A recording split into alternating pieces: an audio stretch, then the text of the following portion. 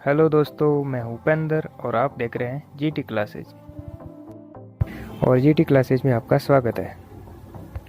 आज हम पढ़ेंगे मानव मस्तिष्क के बारे में।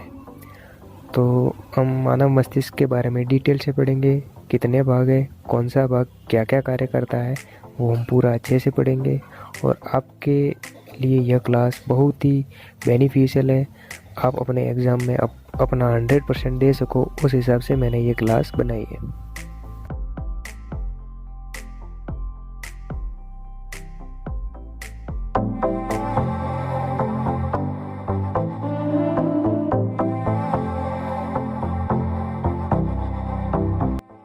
तो सबसे पहले हम मस्तिष्क के बारे में थोड़ा मोटा मोटा पढ़ लेते हैं और उसके बाद हम डिटेल में पढ़ेंगे कि मस्तिष्क के कितने भाग हैं और कौन सा भाग क्या क्या कार्य करता है और एग्ज़ाम में हमें किस तरह से पूछा जाएगा।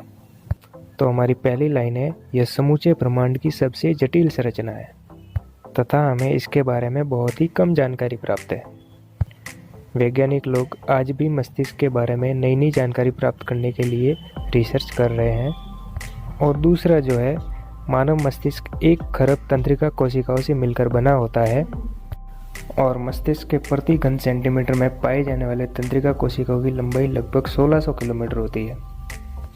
तो हमें कभी कभी एग्जाम में पूछ लिया जाता है कि प्रति घन सेंटीमीटर में मस्तिष्क में पाए जाने वाले तंत्रिका कोशिकाओं की लंबाई कितनी होती है, तो आपको 1600 आंसर टिक करना है। और मस्तिष्क का भार 1200 से 1400 ग्राम तक होता है। और हमें अगर पूछे कि औसत वेट कितना होता है, तो 1450 या कभी कभी 1350, ये दोनों एक साथ नहीं दे रखे होंगे, इन दोनों में से कोई भी एक हो, आप उसे टिक करें। और मस्तिष्क का आयतन 1300 सीसी तक होता है। और चलिए हम चलते हैं अगली स्लाइड पर। तो अब हम देखते हैं मस्तिष्क को कितने भागों में डिवाइड किया हुआ है। तो हमारा मस्तिष्क 3 भागों में डिवाइडेड है। पहला अग्र मस्तिष्क, दूसरा मध्यम मस्तिष्क और तीसरा जो है वो पश्चिम मस्तिष्क। तो अब हम अग्र मस्तिष्क को 2 भागों में डिवाइड करते हैं। पहला सेरिब्रम, जिसे हम प्रम मस्तिष्क के नाम से भी जानते हैं, और दूसरा है डाइनसेफेलोन, उसके भी 2 भाग है। पहला हाइपोथैलेमस और दूसरा है थैलेमस। तो अब हम चलते हैं मध्यम मस्तिष्क की ओर, जिसको 2 भागों में डिवाइड किया है। पहला कॉर्पोरा और दूसरा है क्रूरा सेरिब्रई। फिर हम चलते हैं पश्चिम मस्तिष्क की ओर, इसको भी 2 भागों में डिवाइड किया है। पहला सेरिबेलम, जिसे अनुमस्तिष्क के नाम से भी जानते हैं, और दूसरा है मेडुला ऑब्लांगेटा। यहाँ से एक सवाल पूछा गया था, डाइनसेफेलोन को कितने भागों में बांटा गया है, तो 2 भागों में, हाइपोथैलेमस और थैलेमस। तो यहाँ से हम मस्तिष्क की संरचना को डायग्राम के थ्रू भी समझते हैं। ये जो आपको बाहरी भाग दिख रहा है, इसको हम कपाल कहते हैं और मस्तिष्क कपाल के अंदर ही सुरक्षित रहता है। तो यहाँ से एग्जाम में एक सवाल पूछा गया था कि मस्तिष्क कहाँ सुरक्षित रहता है, तो ऑप्शन में कपाल नहीं दे रखा था, वहाँ पर दे रखा था क्रेनियल। तो आपको बता दूँ, कपाल को क्रेनियल भी कहते हैं। और ये जो भाग है इसको हम प्रमस्तिष्क कहते हैं। और ये जो आपको दिख रहा है उभर वाला भाग, इसको गहरी कहते हैं। और 2 गहरियों के बीच में ये जो धंसा हुआ भाग है, इसको हम सल्कस कहते हैं। तो आपको कंफ्यूज नहीं होना है। अगर एग्जाम में पूछे कि उभार वाले भाग को, मस्तिष्क की संरचना में उभार वाले भाग को क्या कहते हैं, तो गहरी कहते हैं। और 2 गहरियों के बीच में जो धंसे हुए भाग, उससे क्या कहते हैं, तो उसे हम सल्कस कहते हैं। और ये मध्यम मस्तिष्क है और ये वाला भाग अनुमस्तिष्क कहलाता है, इसे हम मेरुरज्जु कहते हैं।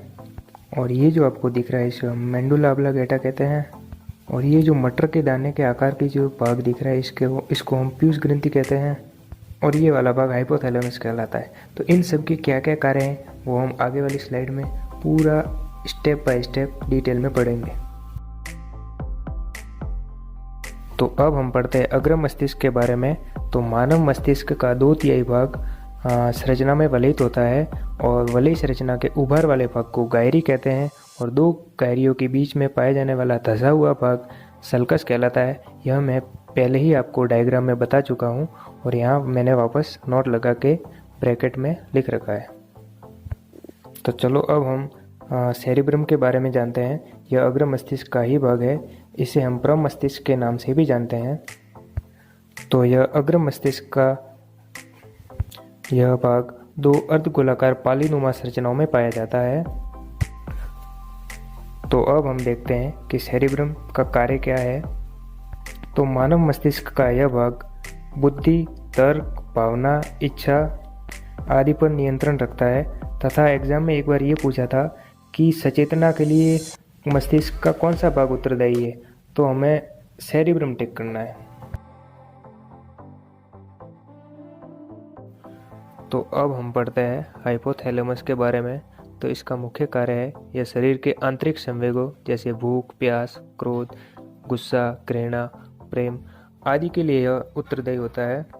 और इसके जस्ट विपरीत थैलेमस का कार्य होता है बाहरी वातावरणीय कारक, जैसे हमें दर्द का एहसास होता है, गर्मी का एहसास होता है, सर्दी लगती है, तो इसके लिए थैलेमस उत्तरदायी होता है। तो हमें कंफ्यूज नहीं होना है, आंतरिक संवेग के लिए हाइपोथैलेमस उत्तरदायी है और बाहरी कारक, वातावरणीय कारक के लिए थैलेमस उत्तरदायी है।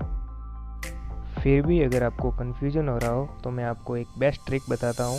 हाइपोथैलेमस से आप हिप्पो याद रखें, और हिप्पो एक जलीय जीव है जो कि गुस्सेल प्रवृत्ति का होता है, और गुस्सेल प्रवृत्ति से आपको गुस्सा याद आएगा, और गुस्से से आप याद रखोगे आंतरिक संवेग है।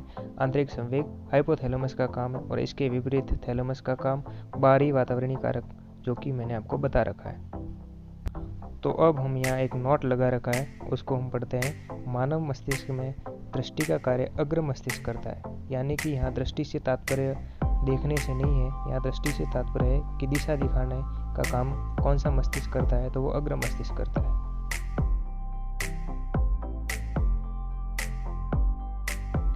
तो अब हम पढ़ते हैं मध्य मस्तिष्क के बारे में, जो कि अग्र मस्तिष्क और पश्चिम मस्तिष्क के बीच में स्थित होता है, जो कि सेरिब्रम को मस्तिष्क के अन्य भागों से जोड़ने का काम करता है। इसको भी दो भागों में डिवाइड किया है, पहला कॉर्पोरा क्वाड्रिजेमिना और दूसरा क्रूरा सेरिब्रई।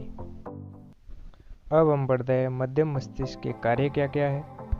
तो वो है आंखों से आने वाले संवेगों पर नियंत्रण रखना, श्रवण संवेदन तथा गर्दन एवं धड़कन की गति पर नियंत्रण रखना।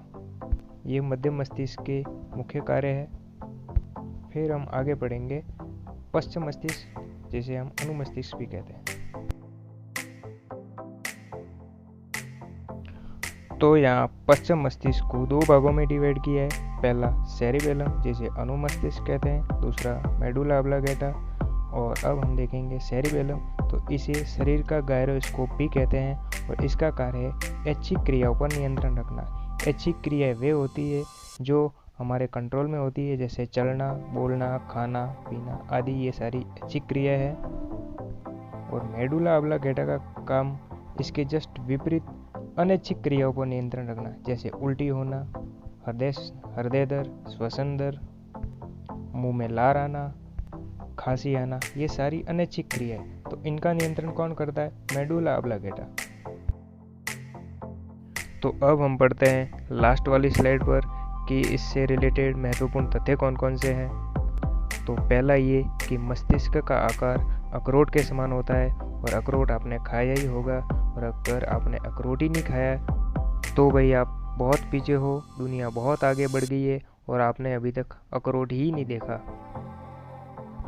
अब हम आगे देखते हैं मस्तिष्क में कपाल को क्रेनियल भी कहते हैं, जो मैं आपको पहले बता चुका हूँ। और तीसरा जो है मस्तिष्क में 3 लेयरें पाई जाती है, जिनको मेनिंजेज के नाम से भी जानते हैं, और इन मेनिंजेज लेयरों के बीच में सेरेब्रो स्पाइनल द्रव पाया जाता है। एग्जाम में इससे रिलेटेड सवाल पूछा था कि मस्तिष्क में कौन सा द्रव पाया जाता है, तो सेरेब्रो स्पाइनल द्रव पाया जाता है। और इन 3 लेयरों का नाम, पहली लेयर ड्यूरा मैटर है, दूसरी लेयर आर्केनाइड कहलाती है, और तीसरी लेयर पैरामीटर कहलाती है। और लास्ट में जो लिख रखा है कि मस्तिष्क में रिले स्टेशन की भांति कौन कार्य करता है, तो वो पोन्स कार्य करता है, जो पश्चिम मस्तिष्क का ही एक भाग है।